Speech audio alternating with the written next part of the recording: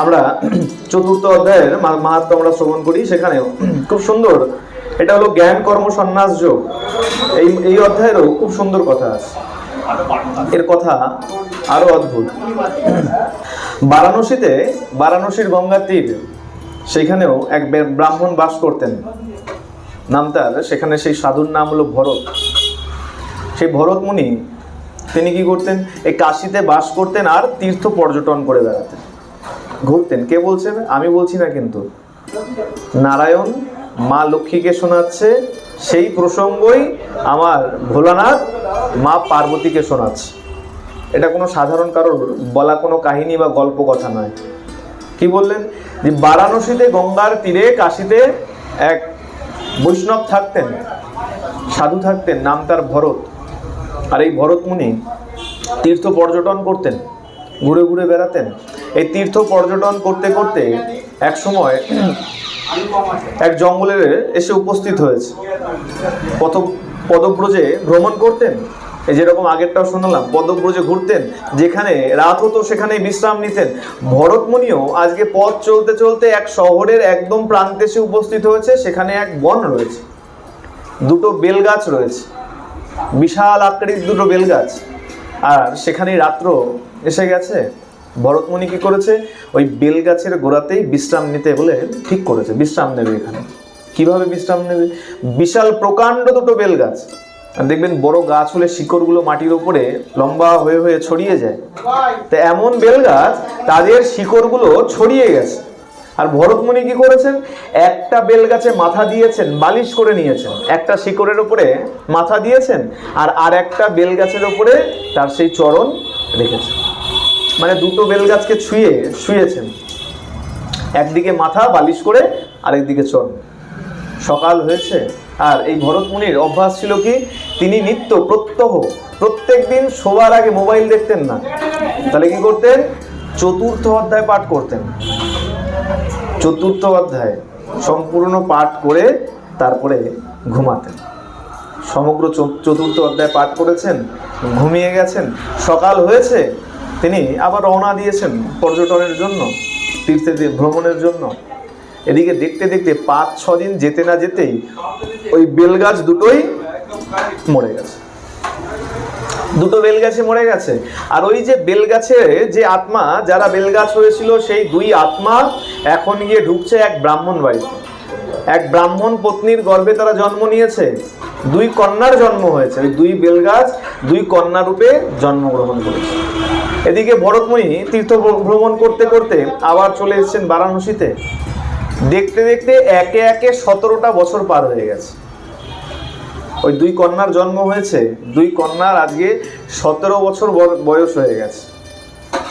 তারাও কি করেছে, তারা ব্রাহ্মণ বাড়িতে জন্ম, তো একটু ধার্মিক হয়েছে। আজকে তারাও তীর্থ ভ্রমণ করতে বেরিয়েছে। ভ্রমণ করতে করতে তারা আজকে ওই বারাণসীতেই এসে উপস্থিত হয়েছে, গঙ্গার তীরে। আর হঠাৎ করে ওই ভরত মুনিকে দেখেই তারা চিনতে পেরেছে। বলে, সে কি বৃক্ষরূপে ছিল, এখন চিনল কি করে? না, এটা একটা পেছনের একটা ঘটনা আছে, সেটা আস্তে আস্তে ক্রমপ্রকাশ্য। যত আমরা ঘটনা আরো এগিয়ে যাব তত জানতে পারব। তারা ভরত মুনিকে দেখে চিনে ফেলেছে, তাড়াতাড়ি গিয়ে প্রণাম করেছেন যে, মুনিবর, আপনার স্পর্শে আমরা বৃক্ষজনি থেকে উদ্ধার লাভ পেয়েছি।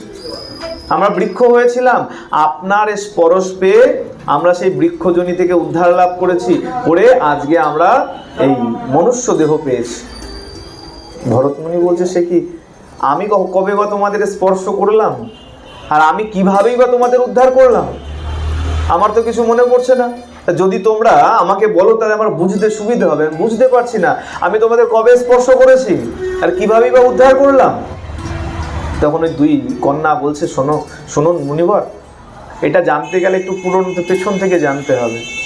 একজন বলছে, শুনুন, এই আমরা 2 বোন, আমরা ইন্দ্রের সভায় অপ্সরা ছিলাম। আমরা দুজনেই ইন্দ্রের রাজসভার অপ্সরা ছিলাম। একদিন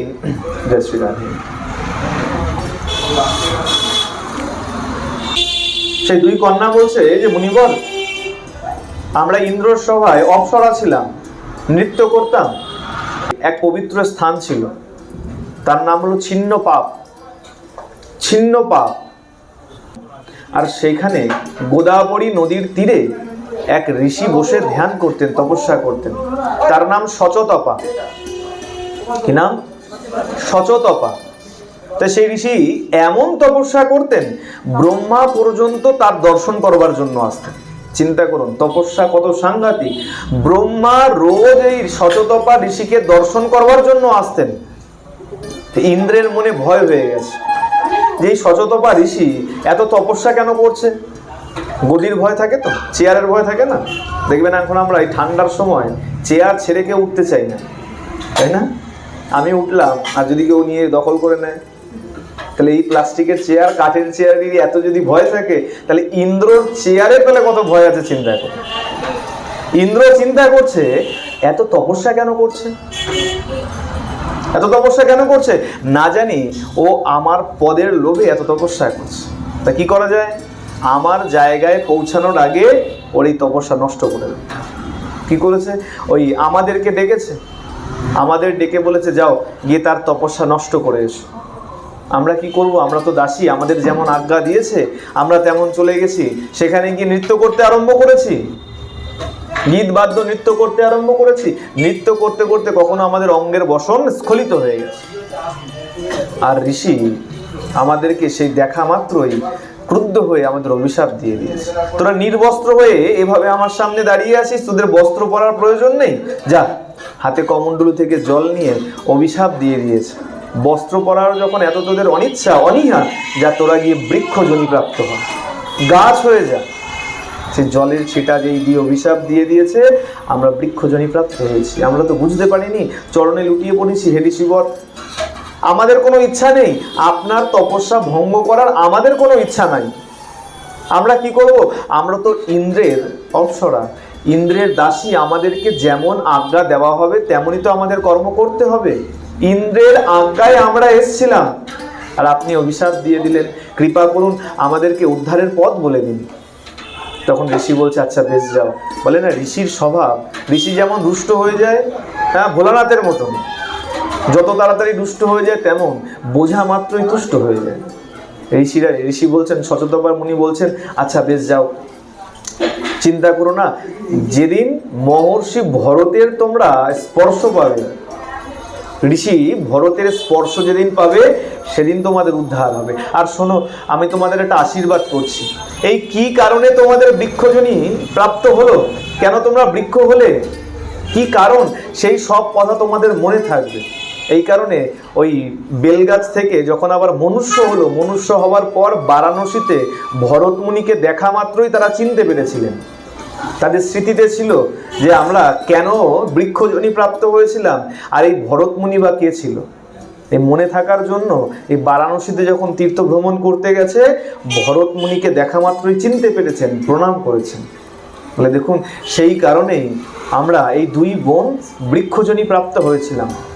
আর আপনি আমাদের কৃপা করবার জন্য এক সময় ভ্রমণ করতে করতে এই আমাদের নিচেই এসে বিশ্রাম নিয়েছিলেন।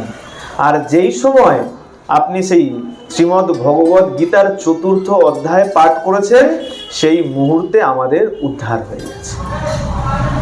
ভরত মুনি পর্যন্ত অবাক হয়ে গেছে। আমি নিত্য এই ৪র্থ অধ্যায় পাঠ করতাম, কিন্তু এর যে এত মহিমা আছে তা আমারও জানা ছিল না। বলে যেভাবে পাঠ করেছি, এখন আরো ভালো করে এই ৪র্থ অধ্যায় আমি পাঠ করি। বলা হচ্ছে অজ্ঞাতেও যদি কোনো সাধু অপরাধ হয়ে যায়, সাধুর চরণে অপরাধ হয়ে যায়, বৈষ্ণব অপরাধ হয়ে যায়, অজ্ঞাতে যদি কোনো অপরাধ হয়ে যায়, এই ৪র্থ অধ্যায় যদি তুমি পাঠ করো, তাহলে সেই অপরাধ থেকেও তোমার উদ্ধার সম্ভব। প্রেম সে বলো। যদি অজ্ঞাতে কোনো বৈষ্ণব অপরাধ হয়ে যায়, না জেনে যে কোনো অপরাধ করে ফেলেছি, তার প্রায়শ্চিত্ত হিসেবে এই শ্রীমদ্ ভগবদ গীতার ৪র্থ অধ্যায় পাঠ করা উচিত। আসুন এই ৪র্থ অধ্যায়ের একটা শ্লোক আমরা পাঠ করে এখানে আমরা আজকের মতো বিশ্রাম নেব।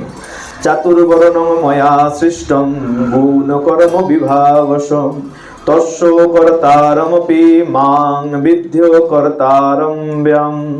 অর্জুন, আমরা না জেনেও অনেক সময় বৈষ্ণব অপরাধ করে ফেলি। অনেক সময় আসরে এসে অনেক সময় অনেক নিন্দার মুখে পড়ে গিয়ে অনেক বৈষ্ণব অপরাধ করে ফেলি। বলে বৈষ্ণব অপরাধ থেকেও যদি মুক্তি পেতে চাও তাহলে এই 4র্থ অধ্যায় পাঠ করো, তাহলে পরেও তোমার সেই বৈষ্ণব অপরাধ থেকে মুক্তি সম্ভব। কিন্তু ভালো করে শুনবেন, অজ্ঞাতে ইচ্ছা করে কোনো বৈষ্ণবকে গালমন্দ করলাম আর বাড়িতে গিয়ে 4র্থ অধ্যায় খুলে বসে পড়লাম, তাহলে কিন্তু সম্ভব। বলতে ভয় লাগে, হ্যাঁ, কারণ বলবো ওই তো পাঠক বলেছিল, ওই গোসাই বলে গেছিল, ওই মহারাজ বলে গেছিল না 4র্থ অধ্যায় করলে সব উদ্ধার হয়ে যাবে। তাহলে বেশ, যাকে ভালো লাগে না সেই বৈষ্ণবকে আচ্ছা মতন গালমন্দ করলাম, বাড়িতে গিয়ে 4র্থ অধ্যায় খুলে বসে পড়লাম, তাতে লাভ কিছু। অজ্ঞাতে, ভালো করে শুনবেন, মন দিয়ে শুনবেন, অজ্ঞাতে যদি কোনো অপরাধ হয়ে যায়, অনেক সময় দেখবেন কি হয় না, এই প্রণাম করে ঘুরতে গিয়ে উঠতে গিয়ে কারো গায়ে চরণ লেগে যায়, হয় না, যে প্রণাম করে বুঝতে পারিনি, সেও বুঝতে পারেনি, এই পাটা ঠেকে গেছে। এটা অজ্ঞাতে অপরাধ, তুমি জানো নি, কিন্তু এটা একটা অপরাধ। তা যদি এইসব ছোট ছোট অপরাধ থেকে উদ্ধার হতে চাও তাহলে অবশ্যই গীতার 4র্থ অধ্যায় পাঠ করো। প্রেম সে বলো